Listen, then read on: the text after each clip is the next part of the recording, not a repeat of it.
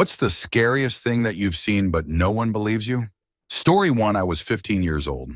I was in Los Angeles for a convention and a Disneyland trip. There was a large group of us. My best friend and I were sitting next to each other on the bus. As we were driving from the airport, both my friend and I watched two people exit a house on the corner. One of them started to run, and the other pulled a pistol out and shot him down, then shot him again. We both looked at each other thinking, holy shush. We told some adults on the trip, and they told us we had not seen that and that it never happened. Update, it was February 16th, 2005. Our flight left at 3-something in the morning, the flight not being long from Northern California. When we got on the bus, big like a Greyhound, from the airport, everyone fell asleep. It was still dark out. My best friend and I were not tired. The gunshots were not loud. I grew up around guns. The two adults we told were not our parents, but chaperones. They acted like we were crazy, but we know what we saw.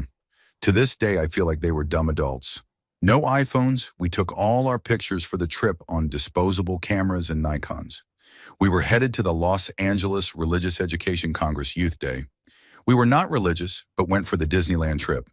We got to miss school and go to Disneyland. It seemed worth sitting through a day of stuff we had no attachment to. I have since researched murders throughout the area and have not found a thing. Story 2. About a year ago, I was up watching movies late at night when I got hungry and went downstairs for a snack. My room is across from my daughter's room and her door was open. As I was coming back upstairs, I started turning left toward my room when I heard, clear as ever, "Daddy, can you close the door?" I turned around, did not say much, and just closed it. Once I was back in my room, I lay down to watch television when it hit me that my daughter was not there. She was spending the night at my parents' place. I got up and went to her room, and sure enough, it was empty. I woke up my wife, and she thought I was crazy. She said I was probably tired and maybe it was the television. I remember the voice so clearly, and it was coming from the direction of her room. It is very possible that it was just my head playing games, but it definitely made me question a few things. Story 3. My wife and I were driving up through northern Arizona on Highway 89 between Flagstaff and Page. It was about 1 a.m. as we were on third shift at the time and often drove at night to avoid traffic. I saw a few sets of eyes glowing in my headlights a little ways up the road, so I let off the gas, slowing down to avoid hitting an animal in the road. When we drove by, we saw several dogs, maybe coyotes, on the side of the road, and I hit the gas and drove past.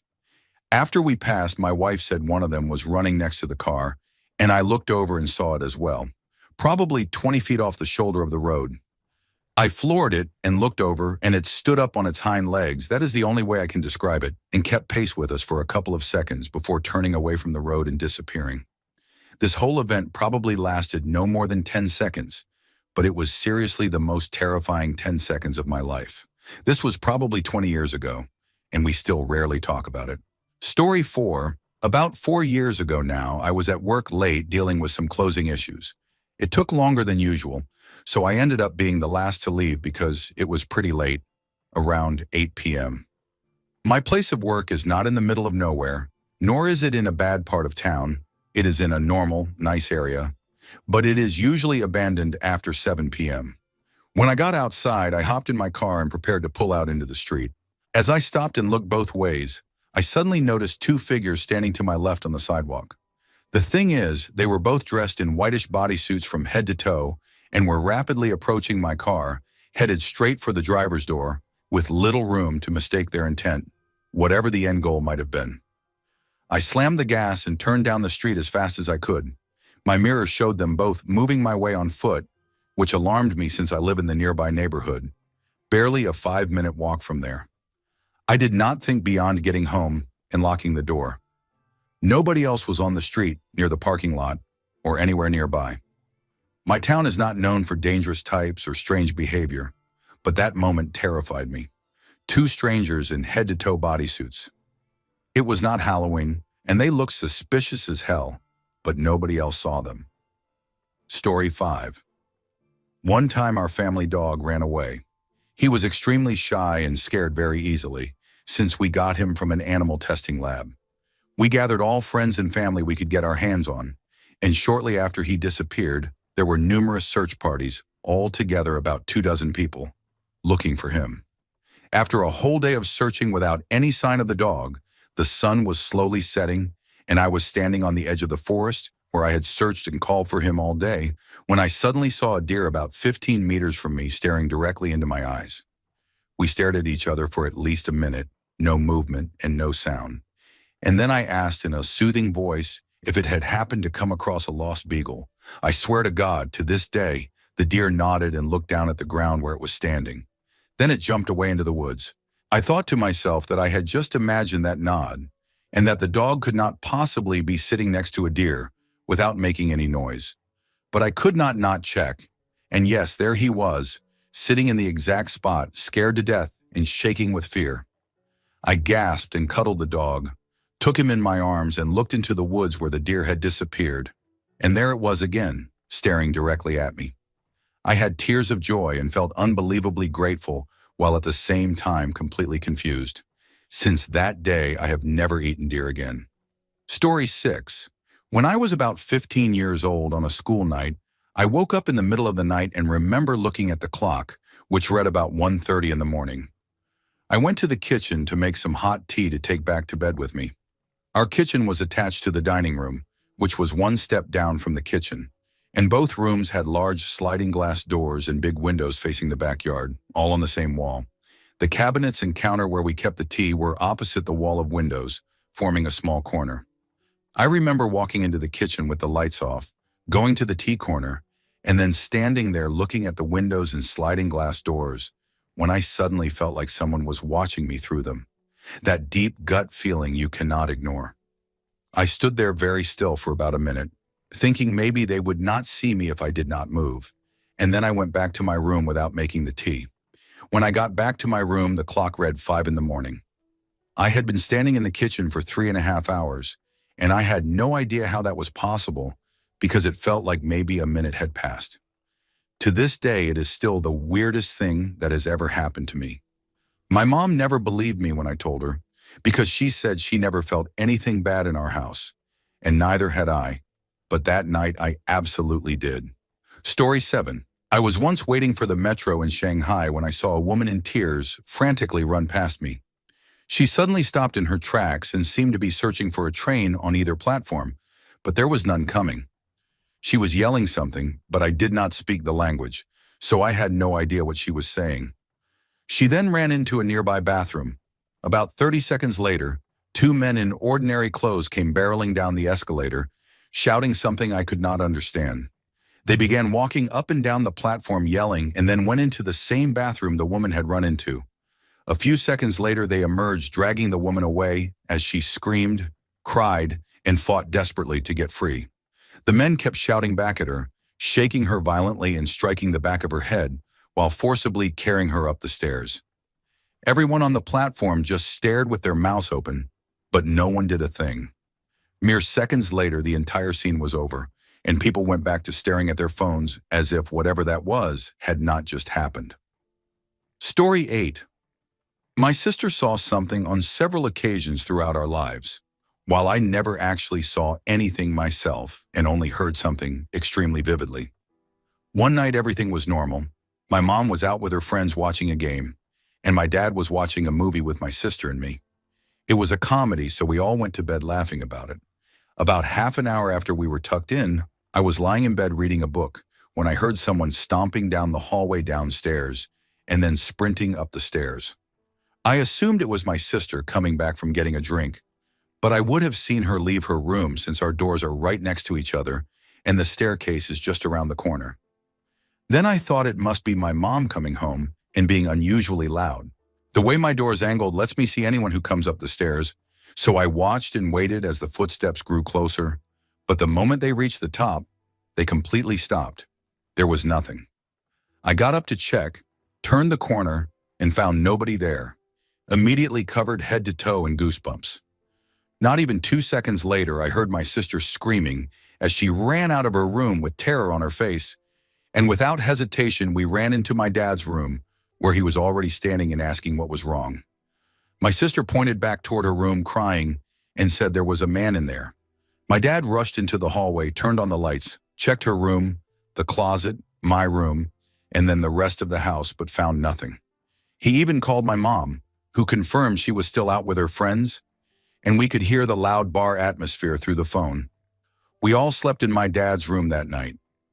Over the next 7 or so years, my sister repeatedly ran out of her room, crying about the same man standing in the corner watching her, describing him as a very tall man, wearing a top hat and a trench coat, like a detective, completely black. A couple of years later, I came across what is known as the top hat demon, or the phantom hat man, and discovered it is a recognized phenomenon, with descriptions and drawings that matched exactly what my sister had described that night. Story 9. I was about 4 years old, visiting my great-grandmother in New Jersey. She made a bed for me to sleep on in the living room. I fell asleep easily, but at some point during the night, I woke up and saw my great-grandfather. He sat on the edge of my bed, smiled, patted my leg, and then stood up. He put his jacket on and walked out the front door. He had been dead for longer than I had been alive, and I had never met him. The adults the next morning all laughed at the silly kid with a big imagination. At my grandma's request, I described exactly what he was wearing: a flannel shirt, suspenders, and khaki pants. A generic description of any grandpa for the last 100 years.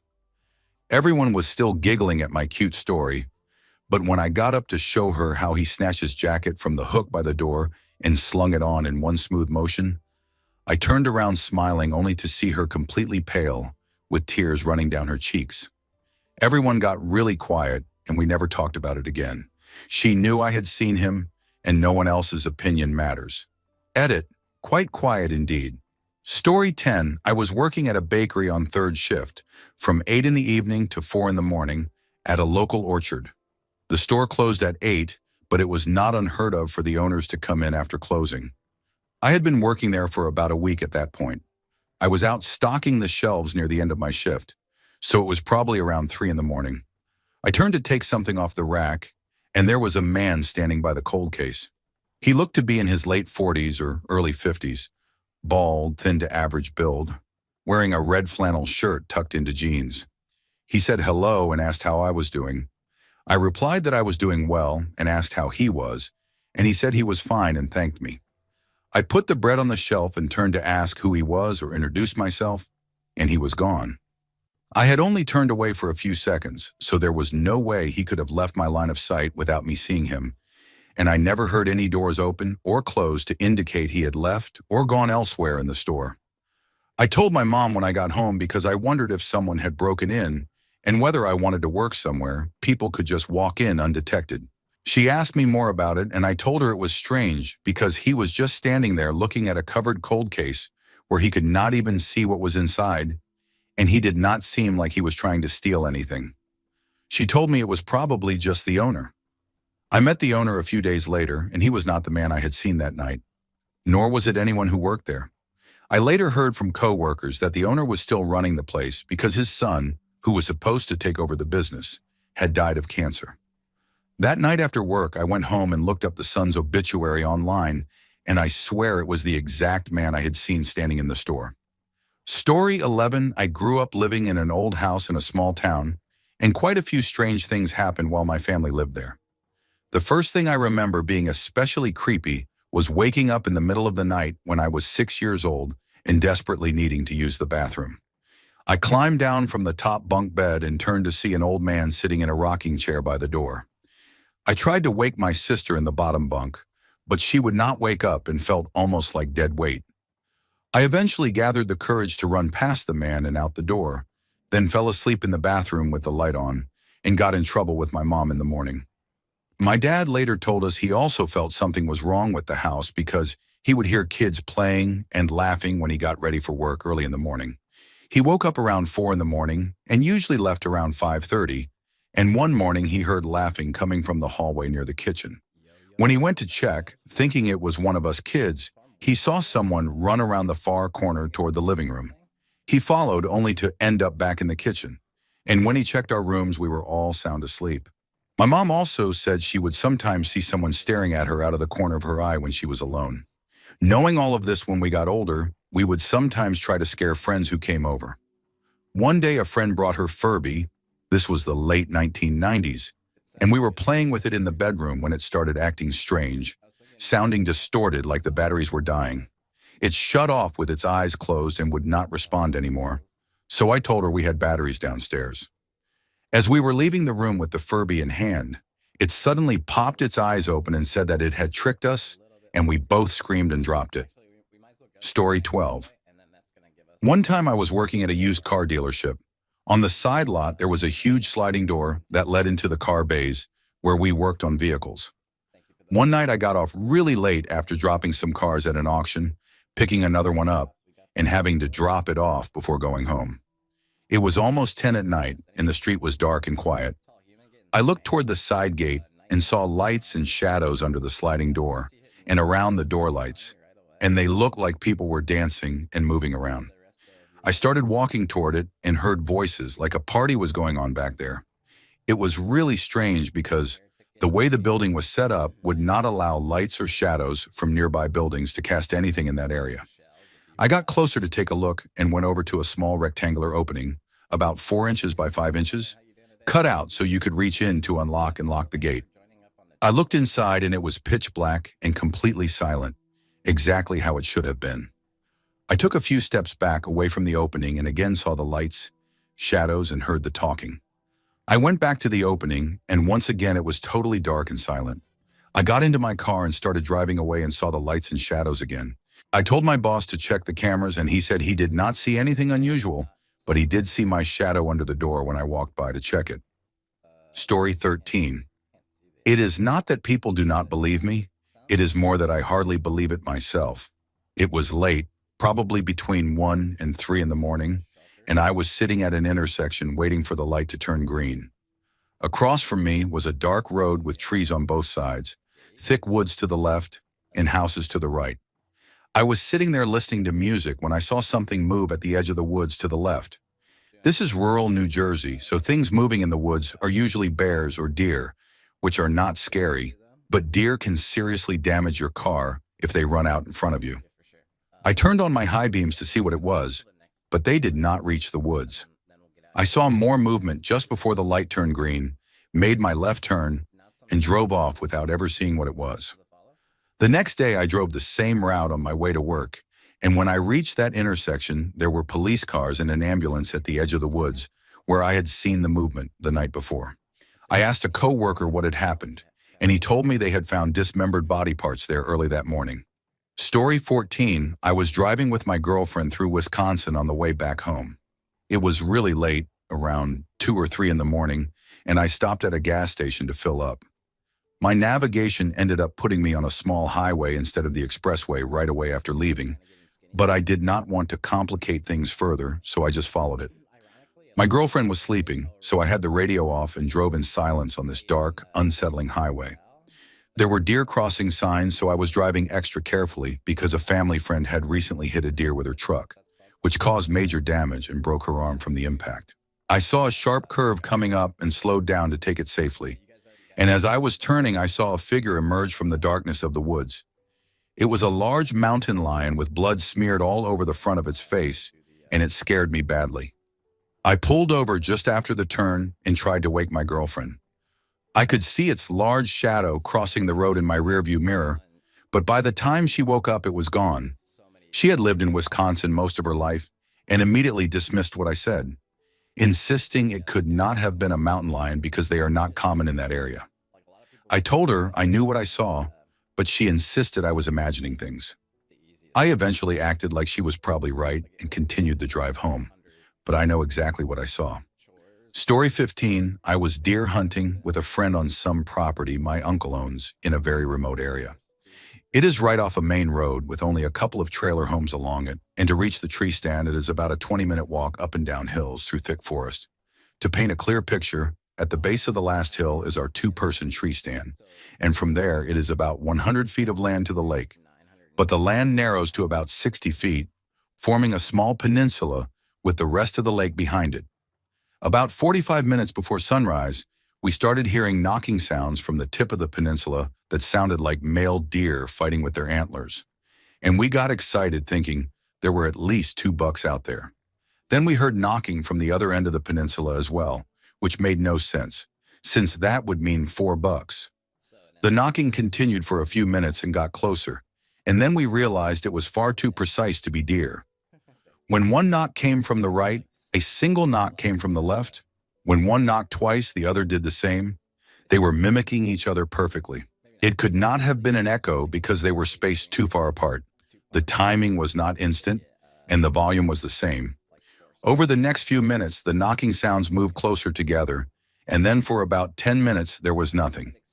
Suddenly, we heard what sounded like an animal dying on the peninsula, like a wounded dog yelping, followed by a loud thud, and then silence. I stood up and yelled, asking who was out there, and immediately heard the most blood-curdling sound I have ever heard in my life. It started as a deep growl and turned into a high, raspy howl that made my blood run cold.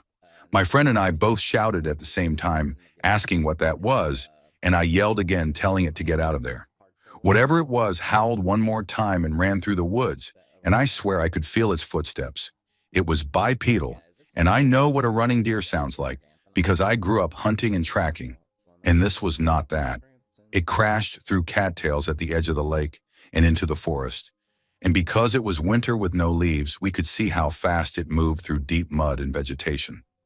We did not say a word as we climbed down one at a time while the other aimed their gun toward the sound. Then we walked out backward. We left and tried calling everyone we knew, but as college-aged kids, nobody was awake and nobody believed us. That afternoon, I went back alone to look for tracks in the mud where we saw it run. And when I reached the cattails, it was clear something had already been there. A large branch had been dragged over the area, wiping away the footprints, and was lying nearby. I have been back maybe twice since then. It has been about 5 years, and I am always armed and never go alone. Story 16.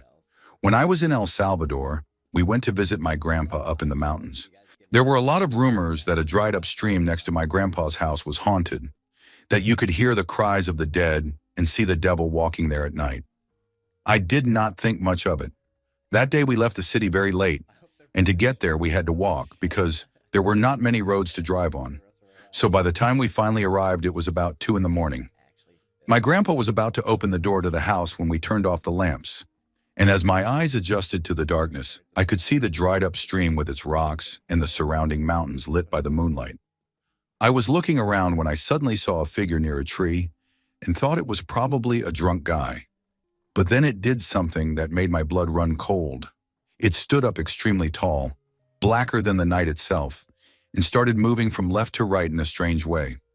I could not believe it, so I touched my cousin and asked him if he saw the thing by the tree, and he reacted in shock and flashed the light, and there was absolutely nothing there. Throughout the night, I felt deeply uneasy. I eventually fell asleep, and later that morning, around 5 in the morning, a bunch of crows were making noise, along with what sounded like hooves hitting rocks in the stream. I started crying because I was very young. The houses there are made of clay and tree trunks, so you can sometimes see through the walls, and that night traumatized me. My grandpa acted strange through all of this, trying to reassure me that nothing was wrong, but it felt suspicious because he slept with a rifle next to him. Story 17. I am returning from a long Reddit break to share this. When I was in college, I was hanging out in a friend's room when he said he and his roommate needed to move their cars to different lots, which would take about 45 minutes. I decided to stay and watch some television. A few minutes after they left, I noticed a digital video disc in a clear case labeled Mausoleum. I remember watching the creepiest movie I have ever seen. British, disturbing scenes, werewolves, mental asylums, a soundtrack that sounded like a haunted calliope, constant shifts in perspective and time periods between the present and the 1700s, filmed entirely in black and white, grotesque human sacrifice, and horrific death scenes. Actors speaking directly to the camera in long monologues, a scene of a serial killer explaining who his next victims would be and why, which deeply shook me, and repeated colored cutaways of flowers blooming and wilting on top of headstones. I shut the movie off before it finished, stood up, and realized it was daylight. Both my friend and his roommate were back.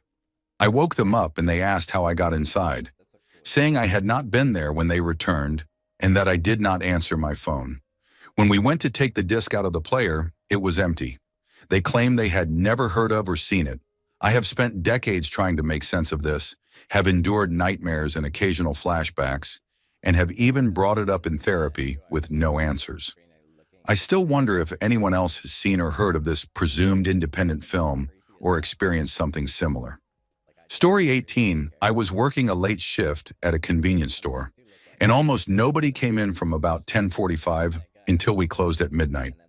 The store was very small, and from behind the counter, I was about 6 feet from the front door, with 2 security monitors directly above it, showing different camera angles on a loop, including the back room, just outside the front door, the parking lot, the shed, and the coolers.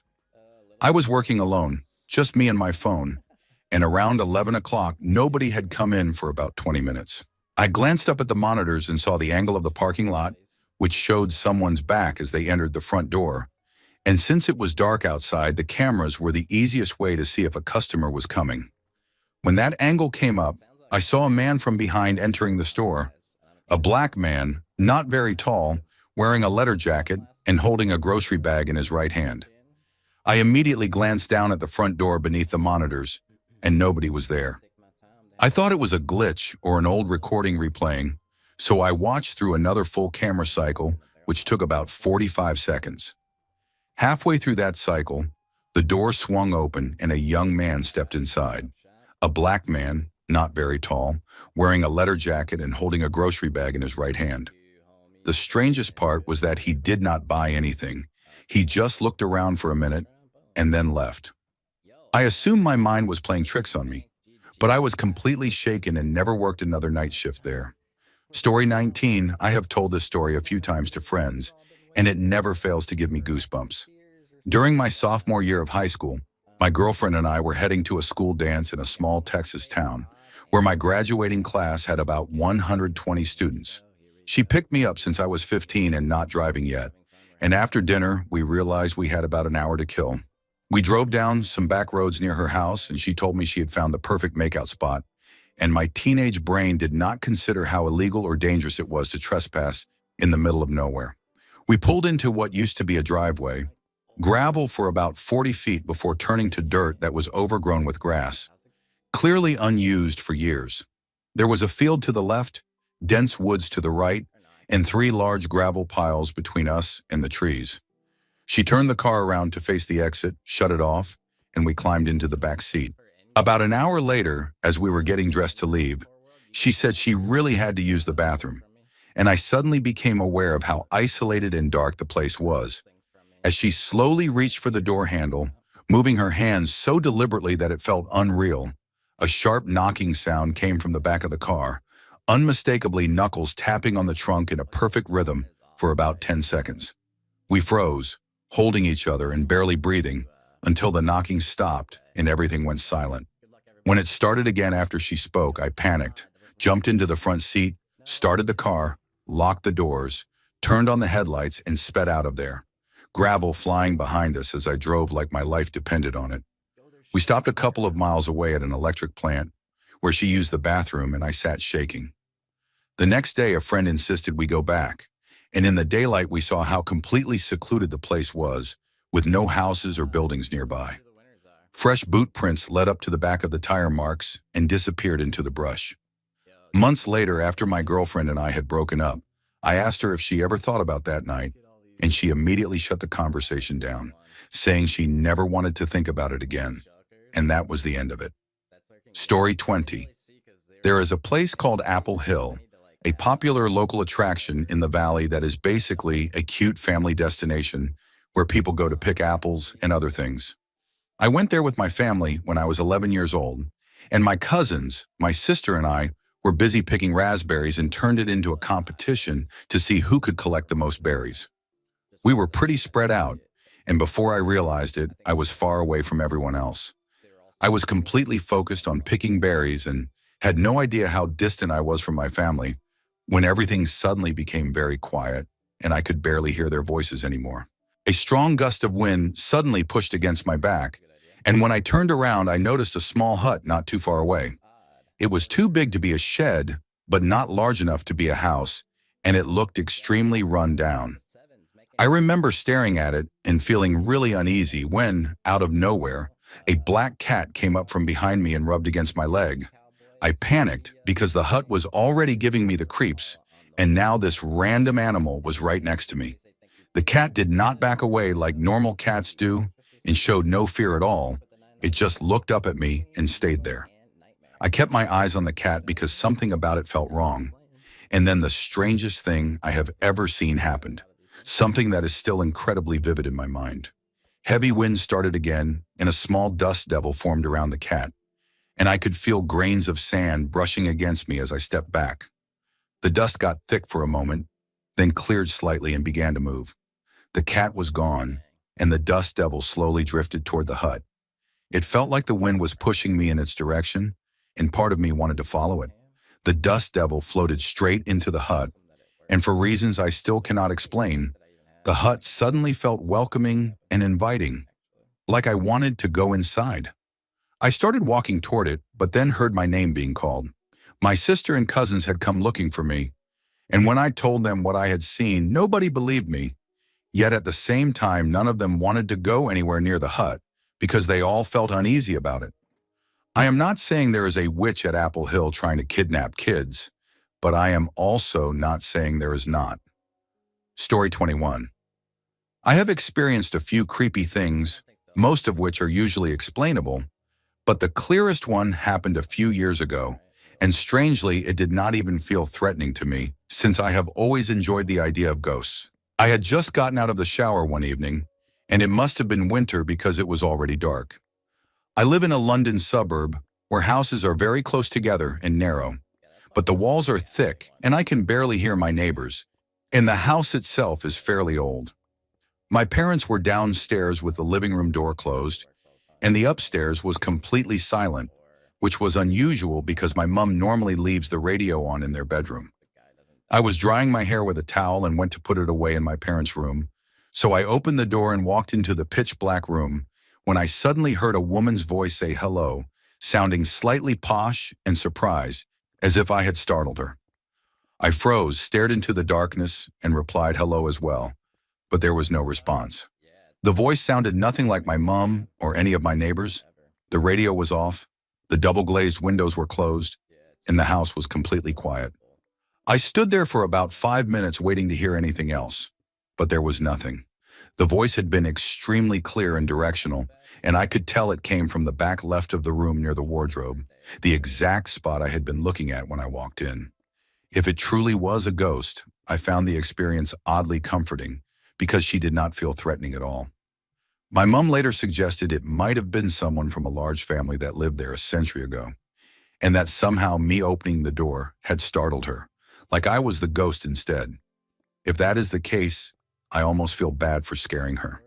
Story 22.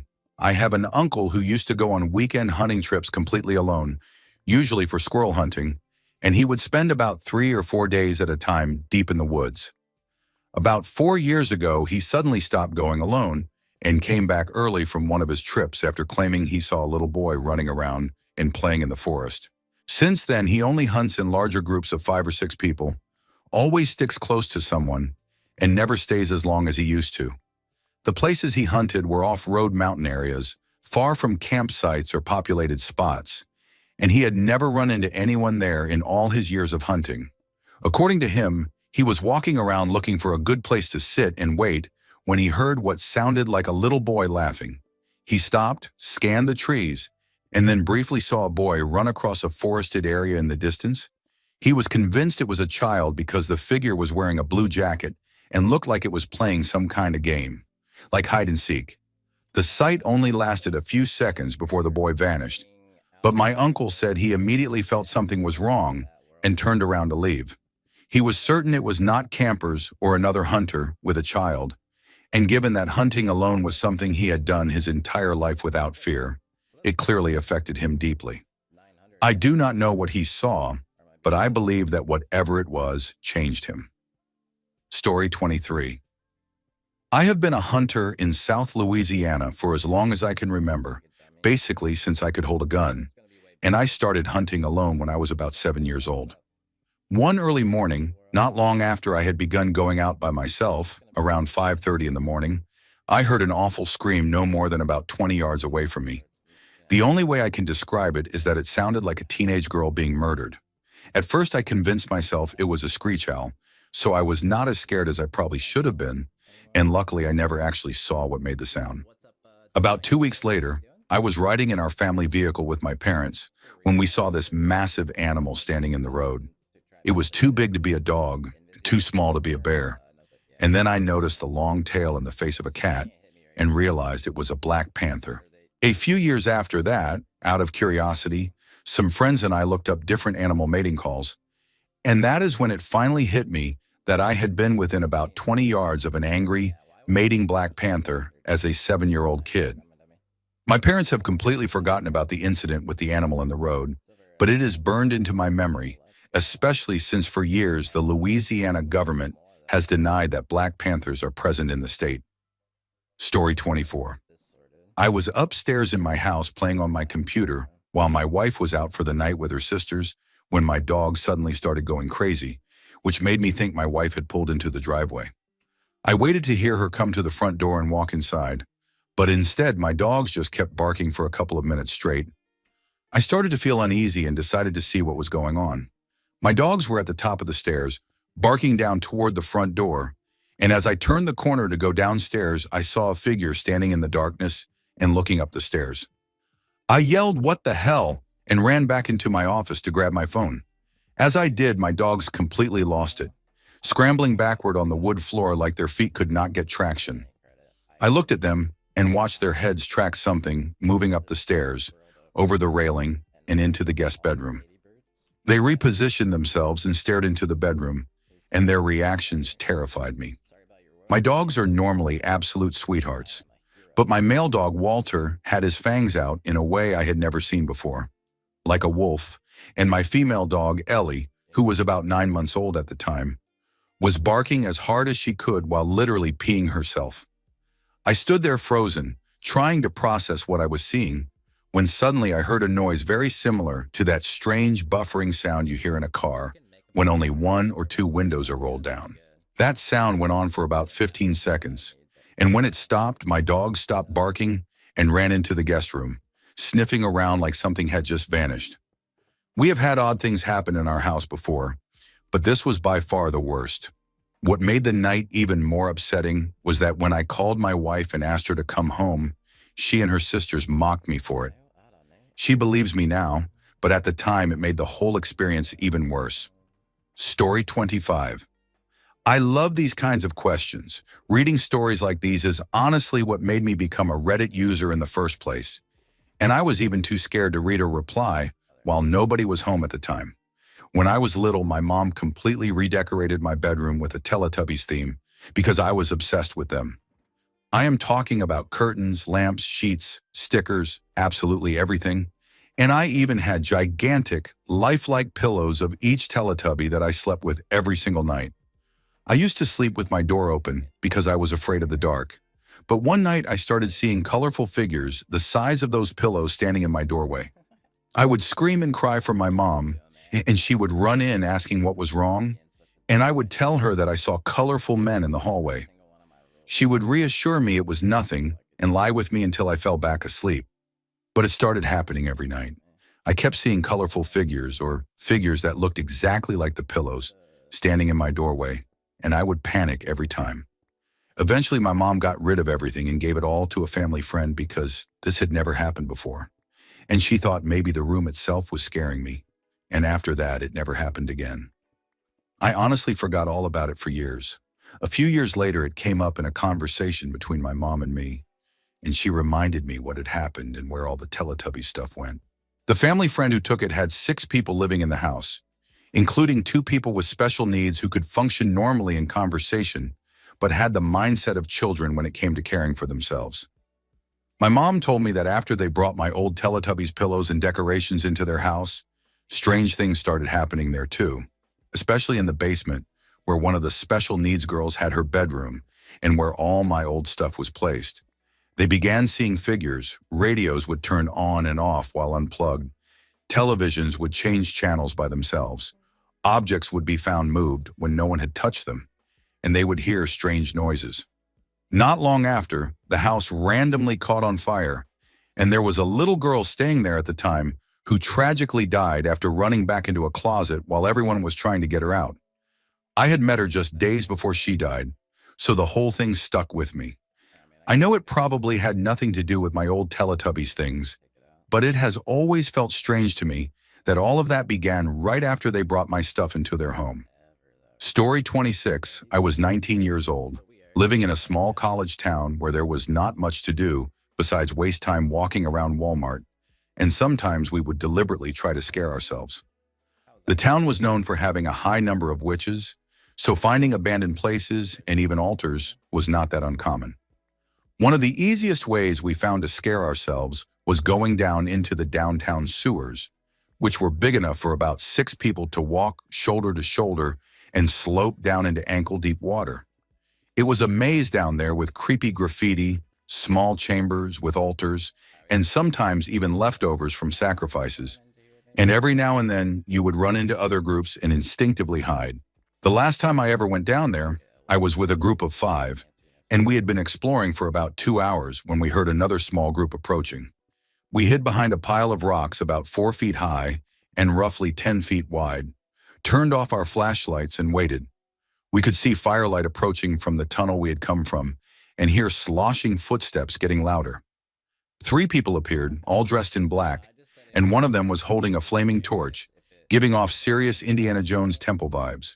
They stopped about 20 feet from where we were hiding and turned to face a concrete wall. While all 5 of us watched, the person with the torch walked up, placed his hand on the wall, and the wall folded inward and parted for them.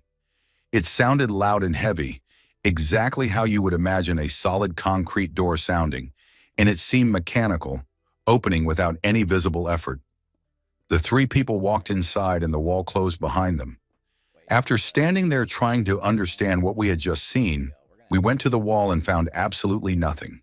No opening, no seams, no bends, not even a divot in the concrete.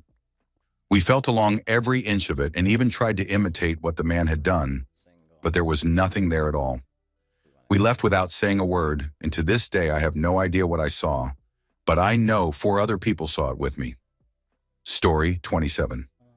When I was 9 years old, I lived in a trailer with my mother, stepfather, brother, and sister, and we were always scaring each other by jumping out from bedroom doorways when someone walked down the hall. Because of that, I was extremely jumpy and hated walking into my bedroom in the dark, so I would always reach in and flip the light switch on before stepping inside. One night, as I reached in to turn the light on, someone grabbed my hand. I screamed in pure terror and ran straight to the living room, convinced my brother or sister had been waiting to scare me. When I got there, my mom asked why I screamed, and I realized everyone, my brother, my sister, and my stepfather, were already in the living room with her. I could not even explain what had happened and just started crying. I have seen things in my life that still make the hair on my neck stand up when I think about them, but that was the only time there was physical contact. Something grabbed my hand. It was not my imagination, and it was not in my head. I am 46 years old now, and even writing this still brings tears to my eyes. Story 28. We lived in a very large house surrounded by greenery, enclosed by a compound wall, and the entire house, including the bedrooms, was on ground level, so our backyard ran directly along the outside of several rooms. When I was a teenager, a black cat began appearing from nowhere every evening after twilight, sitting in our backyard right outside my bedroom window. I swear it used to smile when our eyes met, and it was the most disturbing thing I have ever witnessed because I could clearly see all of its teeth. I eventually realized the cat only stayed until it could see me and smile at me, and then it would leave. I panicked and told my mother, but she laughed it off and said I was being silly, and I could not prove anything because the cat never smiled in front of anyone else. One night, my mother spoke to me in a frightened voice and told me I was right, that she had seen it smile at me. She had been in the kitchen directly across from my room and saw it clearly from a perfect angle.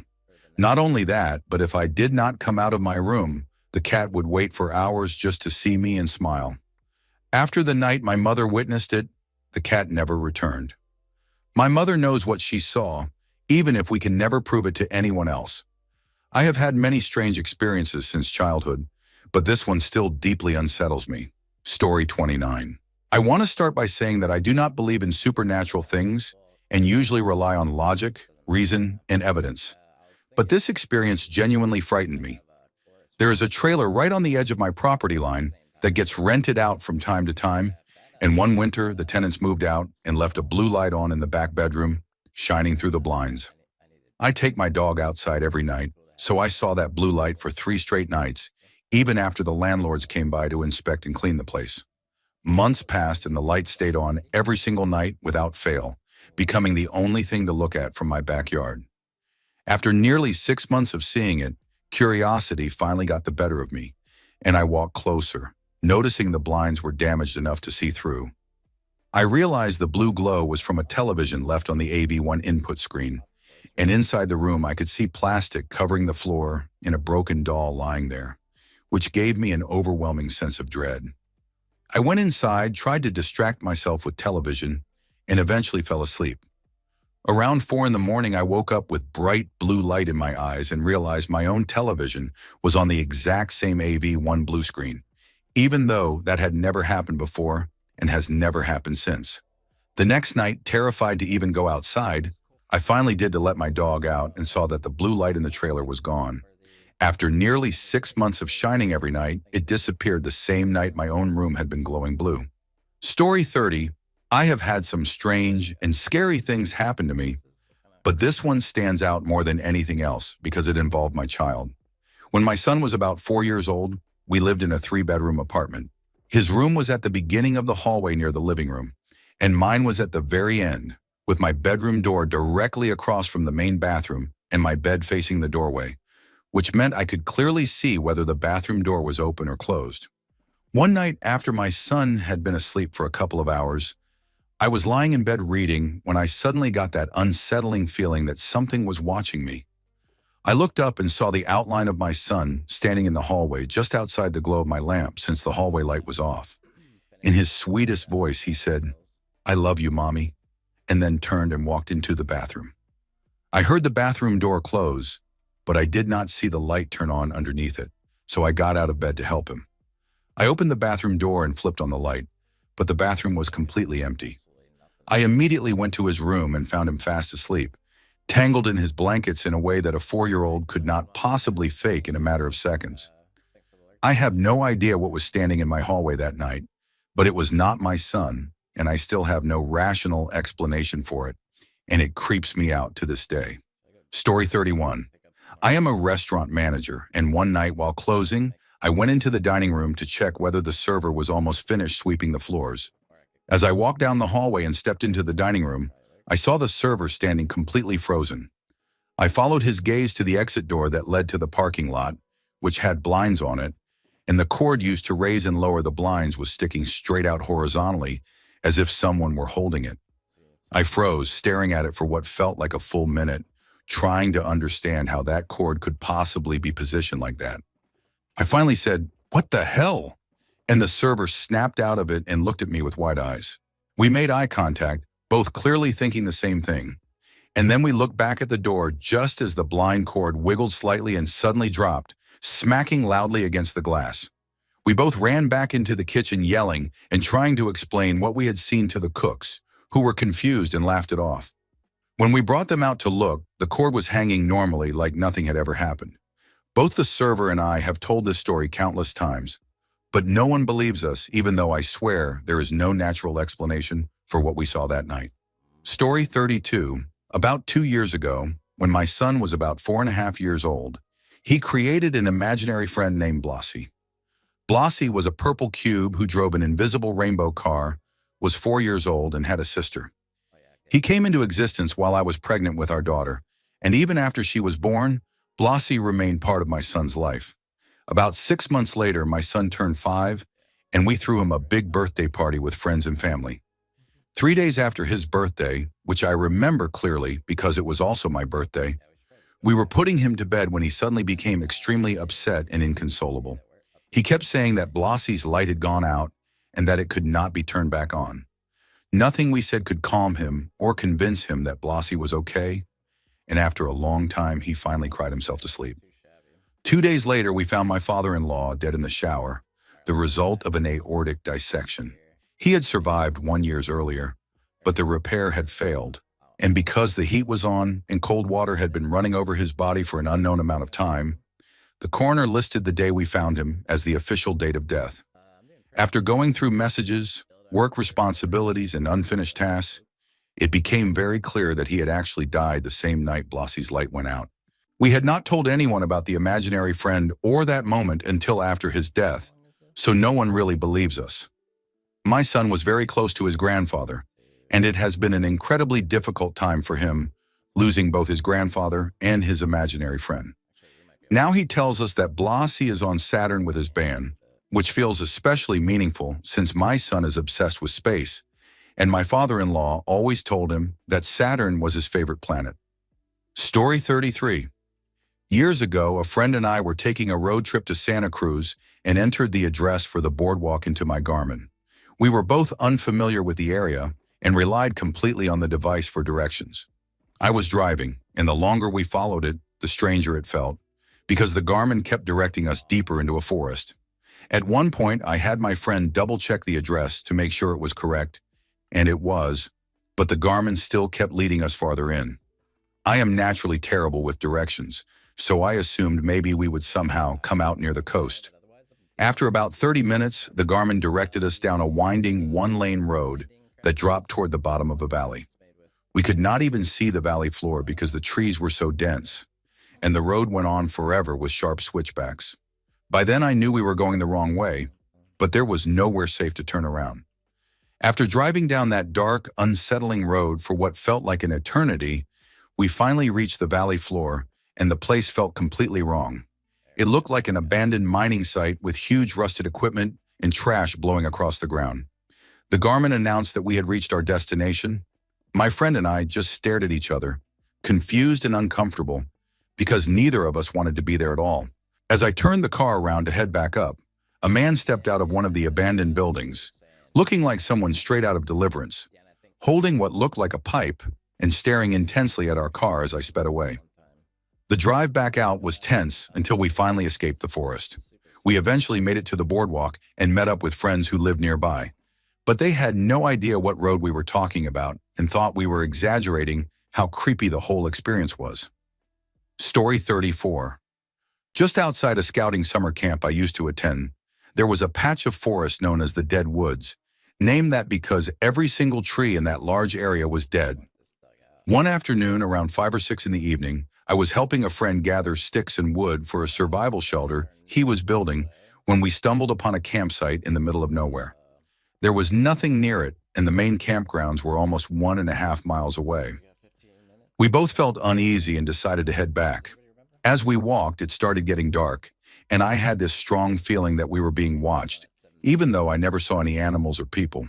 When we were about half a mile from camp, I randomly looked behind me and up, and sitting in the upper branches of a tree was something that looked like a person, except it had large eyes with vertical slits instead of normal pupils. I quickly pushed my friend out of the dead woods and toward camp, making up an excuse that we would miss dinner if we did not hurry. When I later asked a counselor about what I had seen, he told me I just had an active imagination. I still do not know what was in that tree, although years later I learned that the campsite itself was owned by the camp and maintained by the same organization that managed the park. Story 35. When my grandmother died, I was around 19 years old. She was my best friend and had practically raised me, and she was the only person who ever truly showed me unconditional love. So when she passed away, I felt completely alone. She had suffered for a long time from cancer that was diagnosed late, connected to the talcum powder ovarian cancer issue that is talked about publicly now. I did not handle her death well, because losing her felt like losing the only sense of security I had in my life at that time. Not long after she died, I was walking down the boulevard when I suddenly experienced a vision. I saw my grandmother's face, but she looked much younger than I ever remembered her, like in old photos from shortly after she got married. She looked absolutely perfect, and the only word that came to mind was perfection. I knew she was standing in a beautiful garden and was deeply content and happy in a way that does not exist on earth. I sensed that she was with someone she loved being with, and I felt that presence was Jesus.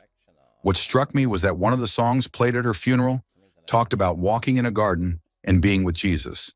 And in that moment, it felt connected. After the vision ended, something inside me completely shifted. I felt total peace about her passing because I understood that where she was now was far better than continuing to suffer here. She had lived most of her life as a widow, struggled with diabetes, and never had much beyond a simple existence. After that experience, I felt stronger and certain that I would be okay without her physically here. It felt like I had been given a moment of grace, something I was allowed to see so I could process my grief, accept her happiness, and move forward with my own life. Story 36. A friend of mine who works as an intensive care unit nurse was heading home on the underground after finishing a long shift. It was late at night, around 11 in the evening on a weekday, but the trains were still running. She got on the train, and at the next stop, a group of men entered with two young women, helping the women sit down in the carriage across from her. Their movements made it clear the women were either very drunk or substance used. My friend kept her head down, exhausted from work, but looked up briefly when she felt someone staring at her. One of the women was looking directly at her without blinking, and something about it felt deeply wrong. As she watched, my friend realized the woman did not appear to be breathing, and her skin tone had turned a grayish color that had initially been hidden by heavy makeup. She became convinced that the woman was dead, and believed the second woman was as well. The men were unusually quiet and overly protective, positioning themselves around the women. My friend immediately got off at the next station and alerted station staff. She does not know what happened afterward, but she is convinced both women had been killed and were being transported somewhere. Coming from someone who regularly works with the dead, she is confident in what she saw. Story 37. Something happened to me a few months ago that still unsettles me. I got home from work late and noticed my tire was leaking air, so around 2 in the morning, I went outside to patch it with some hair gel because I did not want to wake up to a completely flat tire. While I was working on it, it started raining, and as the rain fell, I heard a woman softly crying somewhere to my left.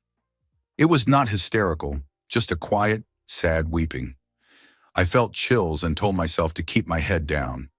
I looked around but saw no one, so I assumed it was a neighbor watching television.